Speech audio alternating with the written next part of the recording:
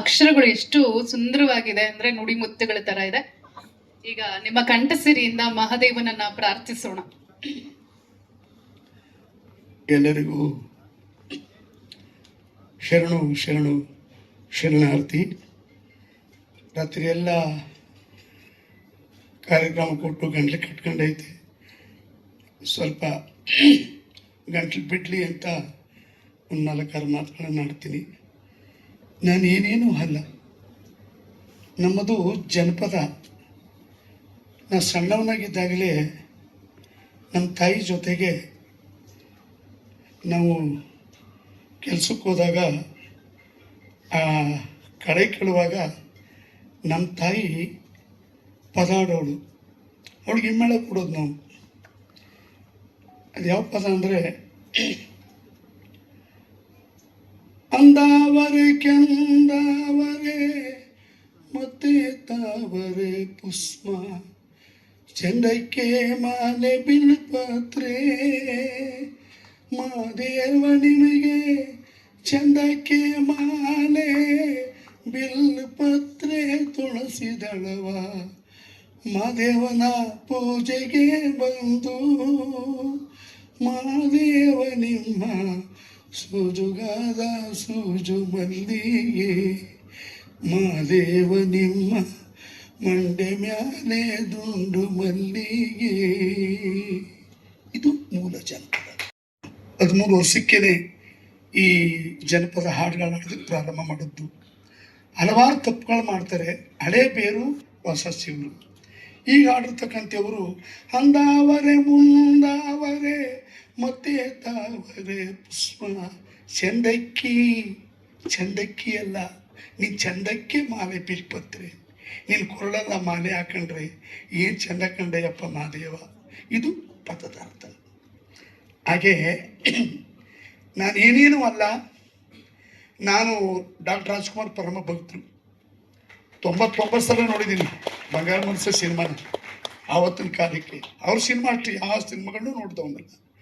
ಶಬ್ದವೇದಿ cinema ಬಿಟ್ಟ ಮೇಲೆ ಎಲ್ಲ ಊರವರೆಲ್ಲ ನನಗೆ ಫೋನ್ ಮಾಡ್ತಾರೆ, ಅಣ್ಣ ನೀ ಚೆನ್ನಾಗಿ ಆಡ್ಬಿಟ್ಟಿದೆ ಯಾಕಂದ್ರೂ ಮಾದೇವ ಸಿನಿಮಾದಲ್ಲಿ ಆಡ್ಬಿಟ್ಟಿದೆ ಅಂತಂದ ಮೇಲೆ ತಾಡಪ್ಪ ನೋಡವ ಡೈರೆಕ್ಟ್ರು ಫೋನ್ ಮಾಡಿದ್ರು.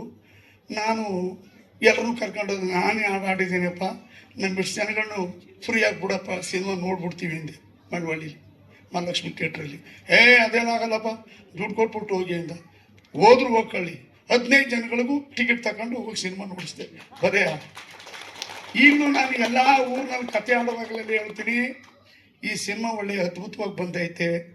ಒಂದು ಗ್ರಾಮೀಣದಲ್ಲಿ ಏನಿದೆಯೋ ಅದನ್ನು ಅಭಿನಯ ಮಾಡಿದ್ದಾರೆ. ನಾನು ಕೇಳ್ಕೊಳ್ಳೋದಿಷ್ಟೇ, ಮಹಾದೇವ ಪ್ರಯತ್ನ ನಮ್ಮದು, ಫಲ ಏನಿದ್ರೂ ನಿನ್ನದು.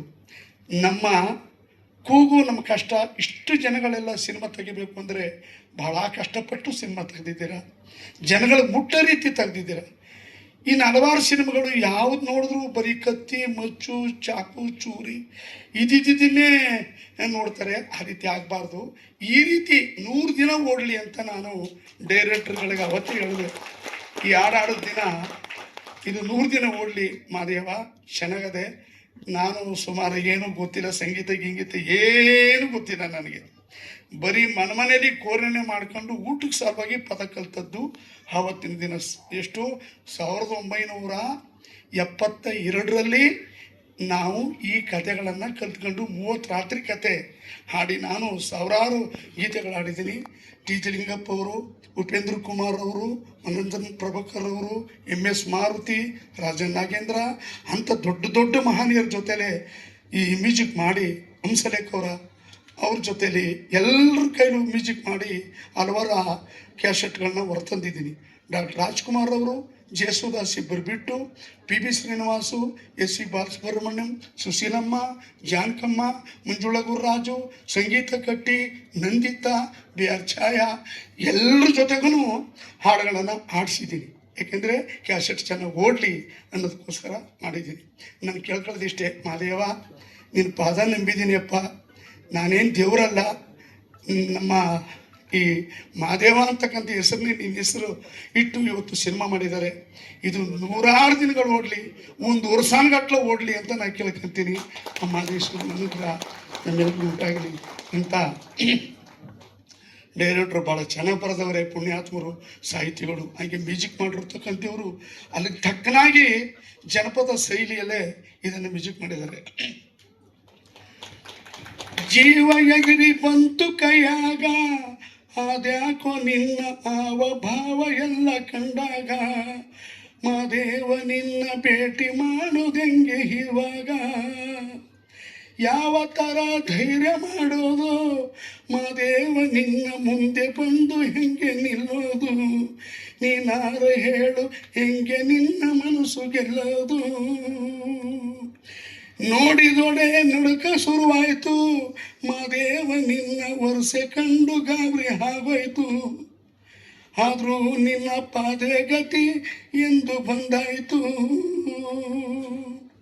ತುಟಿಯವರೆಗೂ ಮಾತು ಬಂದಿತ್ತು, ಮಹಾದೇವ ನಿನ್ನ ಬರ್ತಿದ್ದಂಗೆ ಎಲ್ಲ ಮರ್ತೋಯ್ತು, ಅಯ್ಯಯ್ಯೋ ಶಿವ ಅಂದುಕೊಂಡಿದ್ದೆಲ್ಲ ಹಾಳಾಯಿತು.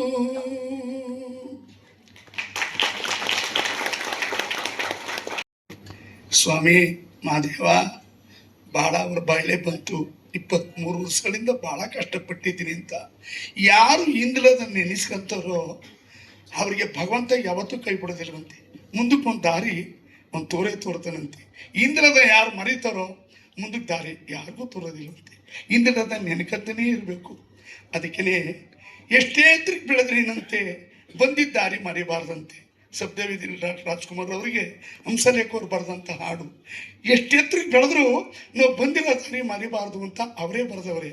ಹಂಗೆ ನಮ್ಮ ವಿನೋದ್ ಸ್ವಾಮಿಯವರು ಅವರಷ್ಟು ಎತ್ತರಕ್ಕಿದ್ರೂ ಅವರು ಹಿಂದಲದ ನೆನ್ಕೊಂಡವ್ರು 23 ವರ್ಷದಿಂದ ನಾನು ಭಾಳ ಕಷ್ಟಪಟ್ಟಿದ್ದೀನಿ ಅಂತ. ಸ್ವಾಮಿ ಮಹಾದೇವ ಇನ್ನೂ 6 ಸಿನಿಮಾಗಳು ಹೀಗೇ ಒಳ್ಳೊಳ್ಳೆ ಸಿನಿಮಾಗಳನ್ನ ಮಾಡಲಿ. ಆ ಮಹಾದೇವ ಅವ್ರನ್ನ ಎತ್ತರಕ್ಕೆ ತಗೊಂಡೋಗಲಿ, ಒಳ್ಳೆ ಉನ್ನತವಾದಂಥ ಸ್ಥಾನಕ್ಕೆ ತಗೊಂಡೋಗಲಿ ಅಂತೇಳಿ ಇಲ್ಲಿಂದಲೇ ನಾನು 77 ಮನೆ ಮಾಧವಪ್ಪನ ಪಾದಕ್ಕೆ ಮಹಾತ್ಮನೇ, ಮಹಾತ್ಮನೇ, ಮಹಾತ್ಮನೇ.